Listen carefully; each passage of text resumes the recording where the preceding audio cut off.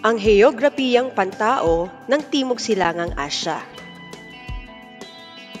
Ang Asya bilang pinakamalaking kontinente sa buong mundo ay itinuturing na pangunahing pinagmumulan ng global biodiversity. Ngunit habang patuloy na papunta sa kaunlaran ang mga bansa sa Asya, kasabay din nito ang pagsulpot ng mga suliraning ekolohikal at pangkapaligiran, bunsod ng hindi mapigilang pag-unlad ng ekonomiya at ang patuloy na paglaki ng populasyon. Ating balikan ang kalagayang ekolohikal ng Timog Silangang Asya sa aral ng nakaraan, ating balikan. Suri letra, piliin ang letra ng tamang sagot. Isa itong komunidad ng mga buhay na organismo at di buhay na bagay sa kanilang kapaligiran na nakikipag-ugnayan sa isa't isa bilang isang sistema. Ekosistema. Ang sumusunod ay mga dahilan kung bakit patuloy na nababawasan ang natural na ekosistema sa kasalukuyan, maliban sa pagtatanim ng halaman. Ito ay tumutukoy sa pagkaubos at pagkawala ng mga puno sa gubat. Deforestation. Ito ay tumutukoy sa balanseng ugnayan sa pagitan ng mga bagay na may buhay at kanilang kapaligiran. Ecological balance. Libo-libong tao ang nakiisa sa tinatawag na Earth Hour upang mabawasan ang pagtaas ng katamtamang temperatura sa daigdig, alin sa sumusunod ng mga suliraning pangkapaligiran ang nais tugunan sa pahayag. Global warming. Mahalaga ang mga likas na yaman ng daigdig. Ang pangangalaga sa ating mga likas na yaman ay mahalaga upang matamo ang likaskayang pag-unlad o sustainable development na tumutukoy sa pagtugon sa pangangailangan at mithiin ng tao nang may pagsasaalang-alang sa kakayahan ng susunod na henerasyon na makamit din ang kanilang mga pangangailangan. Ang mga layunin natin para sa araw na ito ay naiisa-isa ang mga saklaw ng pag-aaral ng heograpiyang pantao, na ibibigay ang kahulugan, katangian, uri at pangunahing pamilya ng wika, at nasasagot ang mga gabay na tanong tungkol sa tanyag na pahayag ni Dr. Jose Rizal sa pagmamahal sa sariling wika. Kabilang din sa mga likas na yaman ang yamang tao. Sa ating paglalakbay sa mga yamang likas na makikita sa Timog Silangang Asya, naitanong mo ba kung ano ang tawag sa mga taong naninirahan sa mga bansang ito? Ano kaya ang kanilang katangian, wika at kultura? Kilala ang lahat ng taong naninirahan sa kontinente ng Asya bilang mga Asyano. Bukod dito, may pagkakakilanlan din ang mga Asyano batay sa kinabibilangang bansa. Halimbawa ang Vietnamese sa Vietnam at mga Pilipino sa Pilipinas.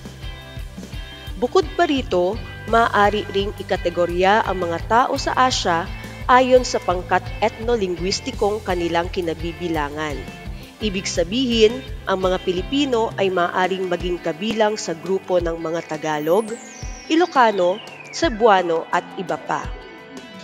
Ang mga grupong ito ay tinatawag na pangkat etnolinguistiko. Ang pangkat etnolinguistiko ay isang samahan ng mga tao na may sariling wika at kultura na sumasalamin sa kanilang pang-araw-araw na pamumuhay. Ito ay nagsisilbing simbolo ng pagkakakilanlan ng isang bansa. Ang heograpiya na tumutukoy sa siyentipikong pag-aaral ng katangiang pisikal ng daigdig ay may dalawang sangay. Ang heograpiyang pisikal na nauna na nating natalakay at ang heograpiyang pantao. Ang heograpiyang pantao ay tinatawag ding heograpiyang kultural. Saklaw ng heograpiyang pantao o human geography ang pag-aaral ng wika, relihiyon, lahi, at pangkat etniko. Wika. Paano sabihin ng mga bansa sa Timog Silangang Asya ang salitang mahal kita? Mahal kita sa iba't ibang lengguwahe.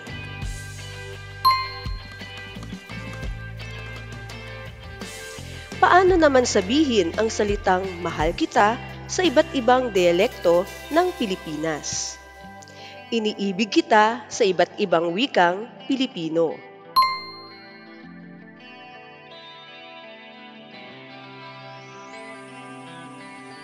Gaano nga ba kahalaga ang wika?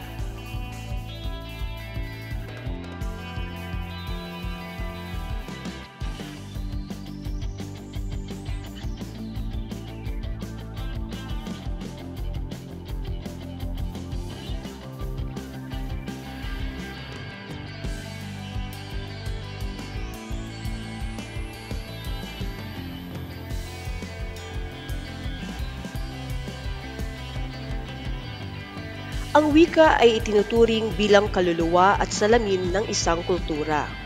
Nagbibigay pagkakakilanlan ito o identidad sa mga taong kabilang sa isang pangkat. Ipinagkaloob ito ng Diyos sa atin at ipinamana pa sa mga sinaunang tao sa mundo at ito ang ginagamit natin upang magkaunawaan at magkaintindihan ang bawat tao sa mundo.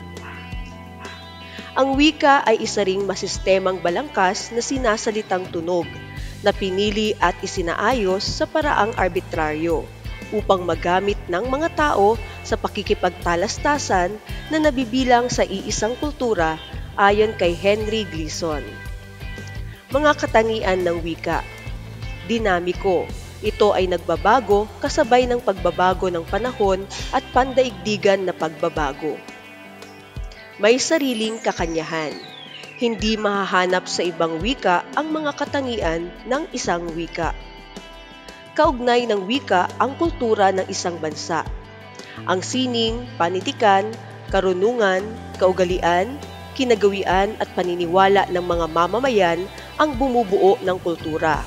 Ang pangkat ng mga taong may angking kultura ay lumilinang ng isang wikang naaangkop sa kanilang mga pangangailangan sa buhay.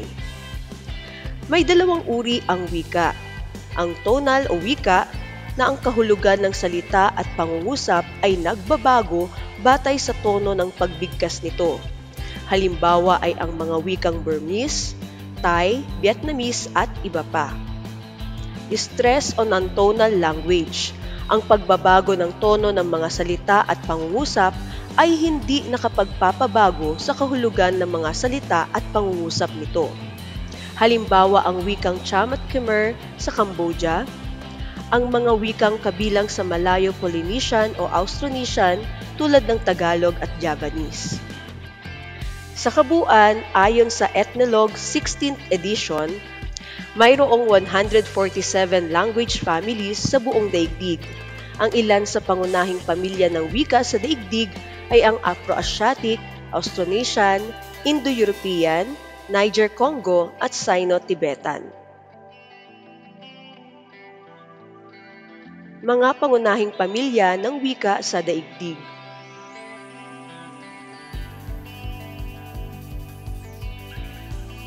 Ang may pinakamataas na bahagdan ng mga nagsasalita ay ang Indo-European.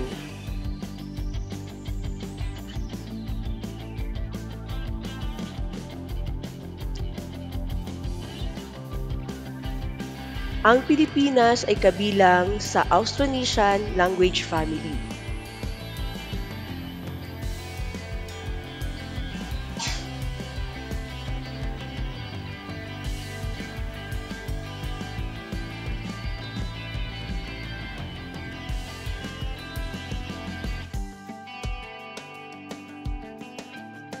Languages of Southeast Asian countries.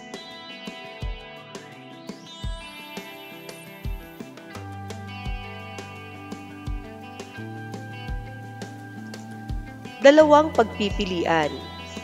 Piliin ang tamang sagot na nasa loob ng panaklong. Saklaw ng pag-aaral ng heograpiyang pantao ang lahi, relihiyon, pangkat etniko at wika. Itinuturing na kaluluwa at nagbibigay pagkakakilanlan o identidad ng isang pangkat ang wika. Ang Indo-European ang pangunahing pamilya ng wika sa daigdig na may pinakamaraming gumagamit. Ang wikang Pilipino ay nabibilang sa pamilya ng wika na Austronesian.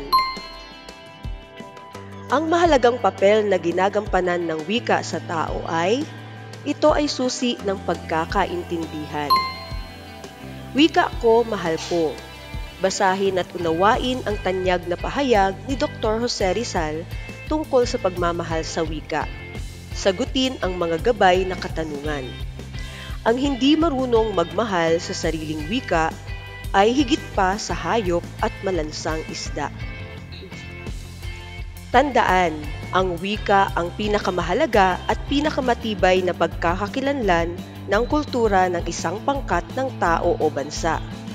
Ang kasanayan sa pagsasalita at pakikipag-ugnayan ang tanda ng malaking pagkakaiba ng tao sa mga hayop at siyang nagbubuklod sa sangkatauhan.